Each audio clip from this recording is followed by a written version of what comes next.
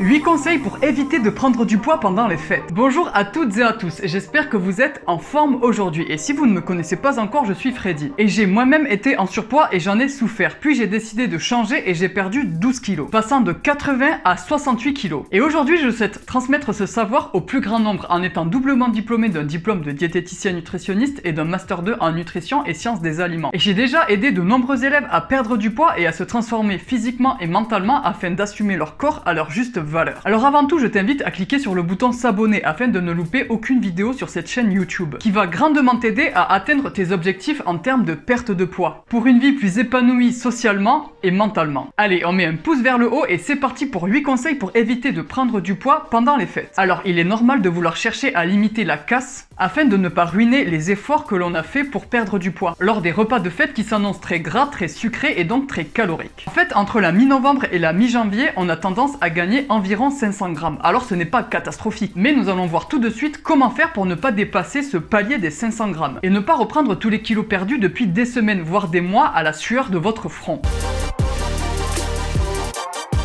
Les repas de fête sont généralement riches en glucides mais pauvres en protéines. Cependant, il est important d'inclure des protéines à chaque repas, car elles favorisent la satiété et peuvent être utiles pour le maintien du poids. En fait, manger des protéines lors de tous les repas peut automatiquement réduire le sentiment de satiété et donc réduire l'apport calorique total. De plus, consommer des protéines est également bénéfique pour le maintien de votre poids, car elles augmentent votre métabolisme de base au repos, ce qui vous permettra de brûler plus de calories au repos. Et elles sont aussi à l'origine de la production d'hormones réductrices de l'appétit appelée leptine. Ainsi, je vous conseillerais de vous concentrer à augmenter vos apports en bonnes sources de protéines, en consommant davantage de viande, poisson, œufs et protéines végétales telles que le soja par exemple, et à diminuer vos apports en glucides lors des repas de fête qui pourraient être apportés par des pommes de terre sautées, des frites, du riz ou encore du pain.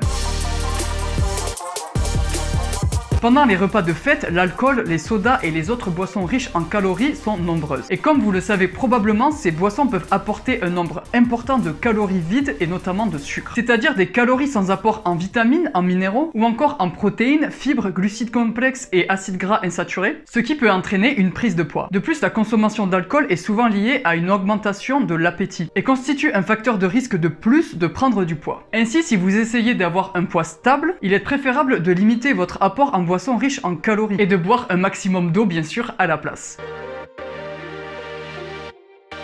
Les fibres sont un autre aliment important qui peuvent induire le sentiment de satiété. En fait, la consommation de fibres alimentaires peut réduire l'apport calorique total, ce qui peut aider à prévenir la prise de poids pendant les fêtes et les repas par exemple de Noël. Mais malheureusement, de nombreux aliments consommés pendant les fêtes manquent de fibres. Donc essayez de faire de votre mieux pour manger des aliments riches en fibres, tels que les légumes, les fruits ou encore les légumineuses.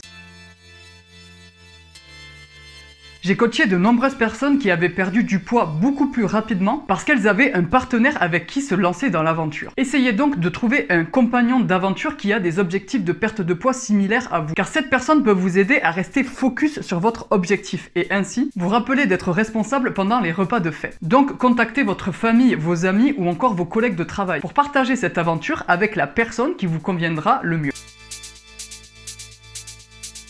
La privation de sommeil est assez courante pendant les vacances et peut occasionner une prise de poids. En effet, ceux qui ne dorment pas assez ont tendance à avoir plus faim, à consommer plus de calories et à faire moins d'exercice, car ils ont tout simplement moins d'énergie suite à leur courte nuit. Et la restriction de sommeil peut augmenter vos hormones stimulant la faim, comme la gréline, conduisant finalement à un apport calorique plus élevé. De plus, un sommeil insuffisant a été associé à une baisse du métabolisme de base au repos, et cela peut être causé par des altérations de votre rythme circadien et de l'horloge biologique qui régule plusieurs de vos fonctions corporelles.